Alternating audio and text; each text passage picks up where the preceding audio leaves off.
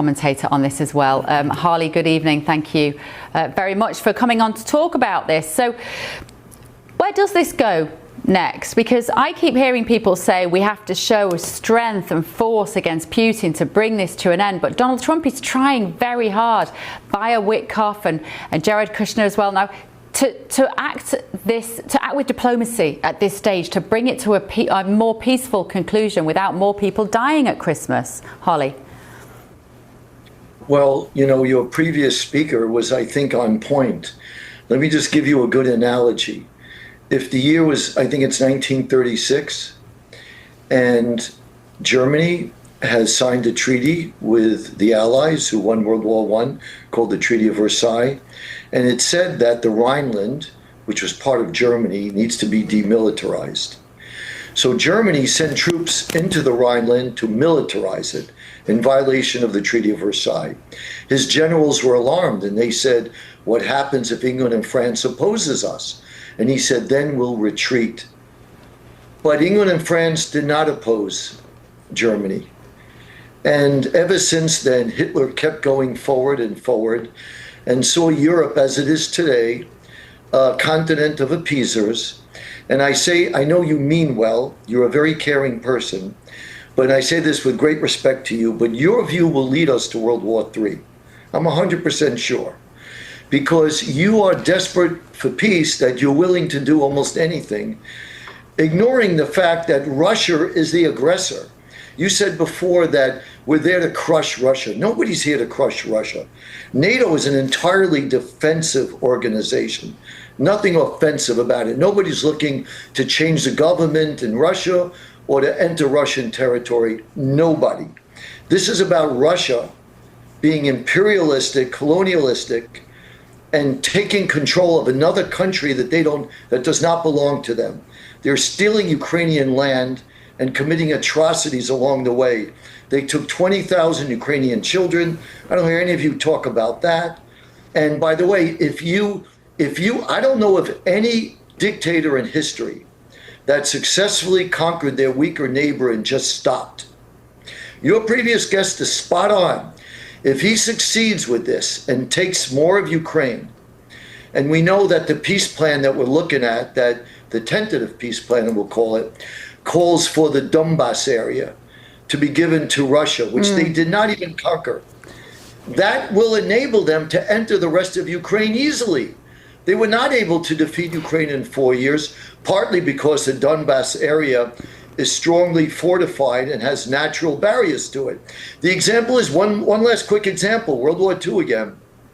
Your previous speaker on point pointed out that in Czechoslovakia, Hitler said, I only want the Sudetenland. I'm not going to touch the rest of Czechoslovakia. Well, the West gave him the Sudetenland, which, yes, go ahead. I hear you, and this is what we hear all the time. It's all this psychology. It's basically just psychology. Let me bring my panel in as well, if we can. Can we bring our boys into boxes here? Like what I keep hearing, Harley, is we can read Putin's mind, and we know that if we allow him to have parts of Ukraine, then he will not stop. But again, I just ask you and it comes from a place of naivety, perhaps, is why hasn't he done this before now? He's been in power for more than 25 years. It's a good question. It's a very good question, and I don't have the answer to that question. But that doesn't negate the point that he wants this land. Now, how do we know that? I predicted on television before he went into Ukraine that he would go into Ukraine. And it's not because I'm so smart, I'm not. It's just that I read. And if you read Putin's speeches over the last 20, 25 years, he's been saying the biggest calamity to happen to Russia was the loss of its empire in the last century. He doesn't mention World War II, where Russia lost almost 30 million people. Think what this says about him. The biggest disaster to befall Russia is losing his empire. And he wants it back. Read his speeches. You don't have to be smart. Just read it. It's very clear. It's arrogance to think you know better what he means than his own words. He wants this land back. He believes it belongs to Russia. And in fairness to him, Russia has always controlled Ukraine. except for a brief period during Lenin's rule. And he wants this back. I mean, if we cast our mind back to on the eve of that invasion, when he did sit down and give that speech, and he talks about, and remember, he was under pressure from his own people because the Donbass is majority Russian residents, Russian citizens, Russian-speaking people who were being bombed by the Ukrainian forces. And his argument was, and I'm not here to defend him, it's horrendous what's happened to those hundreds of thousands of people, potentially millions of people that have died in this conflict. It's horrific. But his argument was, I am under pressure from my own people to go in and protect the Russian people in the Donbass, and I will do that in order to protect my people. And if there can be an arrangement whereby... That's so convenient. Well, this is exactly what Hitler used. He said the German people were being discriminated against, and they were, in the Sudetenland. And the majority of the people in the Sudetenland, which was part of Czechoslovakia, were German. This is what dictators use. They have a very clever reason. They have good rationalizations, but it's all a mask for conquest. His role model is Ivan the Terrible. His role model is not Bill Clinton or Obama. You're just playing psychologist again. You're just trying to read someone's mind, and I just don't think it's helpful to be trying to read people's minds and say, look at what he's read. I mean, the point being that if this agreement in terms of, okay, well, you can control the Donbass with majority Russian-speaking people in it, and you rent it back to us, which is one of these points, and it sounds like a potential solution cooked up by businessmen, maybe not politicians, and you can pay Ukraine to effectively own that area of land and rule that area. If Putin says, fine, let's do that, I'm okay with that, why is that not a good solution, Harley? Okay, a few reasons. One, I'm going to go back to what you said, playing psychology. Read his speeches. He's given dozens of speeches. It's not just once. He mentions this. He's been mentioning this for 20 years. Believe him. It's arrogance to think he hasn't done anything about it until now. Well, because people ignored it. They viewed it as it's propaganda. He's using it to mobilize his country. He's venting. I can't explain why people ignored it. He never really acted on it. But look, he went to war against Georgia. He took Crimea. Then he attacked Ukraine. What more do you need? This is not playing psychology. He took 3 countries, pieces of Georgia, part of Ukraine, Crimea, which he absorbed in 2014. And then in 2022, he then went after Ukraine itself. Those are 3 examples. Where is that about psychology? He's being an aggressor. And by the way, I want to share something very important with you. If you are going to establish a precedent that you could change borders through force, you are opening up the whole world to war and conflict, because most nations in the world have border disputes with their neighbors. Think about that. And I'll add another big one. Look over at China. They're watching everything. But he would say that is why he doesn't want Ukraine to be part of NATO. By that logic, his reasoning that he does not want Ukraine to be part of NATO, and that's a line in the sand, that would apply to him, surely. Well, you know why he doesn't want Ukraine to be part of NATO? Because then he can't conquer Ukraine. Because they're on his border, as you just said. It's on his border, but why? NATO does not threaten Russia. That's the whole point. It's manufactured by Putin to mask conquest. You believe in the goodness of people, and you have a hard time seeing that someone could just be a conqueror like conquerors 100 years ago and 200 years ago. That's exactly what we're seeing. He is a man obsessed with getting back his empire. His speeches, I'll repeat this, because this is really important. He's given dozens of speeches over 20 years. I've listened to the speeches. I interpret them slightly differently. I've listened to the speeches. Let me bring in my panelist. Matthew, do you want to wade in on this? Because we all want the same thing. We all want peace, I think. I think my logic is just simply, in order to gain peace, you do have to listen to the aggressor to work out the solution, rather than just bomb them. No, I don't think you listen. Hang on. Hang on, Harley. Hang on, Harley. Go on. One of the points that Mr. Lippman made was that NATO was a defensive force in Europe, and allowing Ukraine to join NATO makes it an offensive force to the people of Russia. I don't know where this ends. I do wonder what a Western Europe, what your European investment and American investment looks like in Ukraine that forces Vladimir Putin to stop. Do we stop at the border between Ukraine and Russia, or do we go into Georgia, or do we go where does this stop? It is the John Bolton form of foreign policy where we take military adventurism into places, and I just don't know where this war game, or Bev as you call it, the psychology, where these war games end. Do we march into Moscow? How do you stop a madman if he is still in office? And so there are a lot of questions, and as a small L libertarian, which I'm sure Mr. Lippman will not appreciate, I'm just deeply concerned about the level of investment and where we would have to stop, or where Western forces would have to stop Vladimir Putin. Eric, what would you like to say? Well, you asked the question about why is it that he has not done anything until now. And I would answer that Putin has been actually very, very active up until now. I think people just perhaps did not read the signs.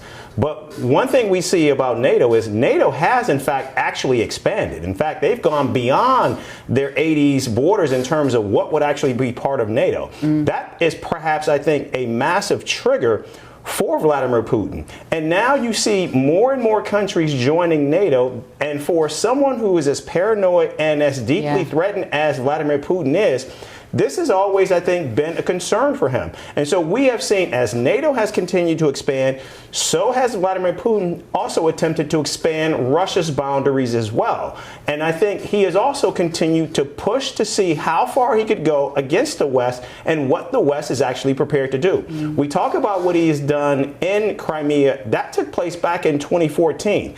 After 2014, we saw a number of poisonings and other low warfare attempts by Vladimir Putin on the West that were deeply and intentionally targeted in the United States and France, also testing our boundaries. And it's no different than what we saw from Al-Qaeda in the United States. We saw the 94 World Trade bombing. We saw the USS Cole bombing in 1994, leading up to, of course, that spectacular bombing on the World Trade Center on 9/11. And so I think that is an exact blueprint of what we're seeing from Vladimir Putin. So this is not something that just came out of nowhere and just all of a sudden happened. This is something that has been 20 years in the making, and we're seeing it play out right now.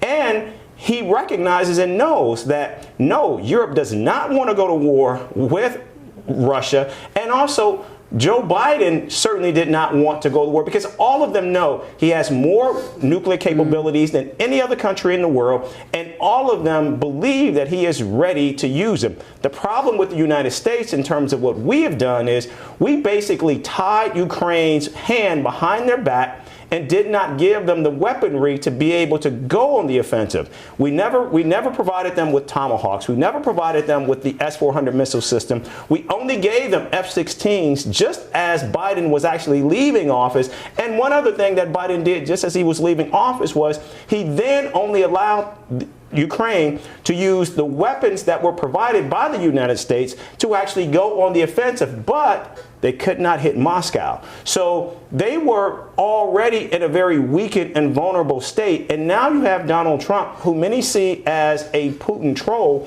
and is not going to do what is necessary. And Putin recognizes and sees all of this.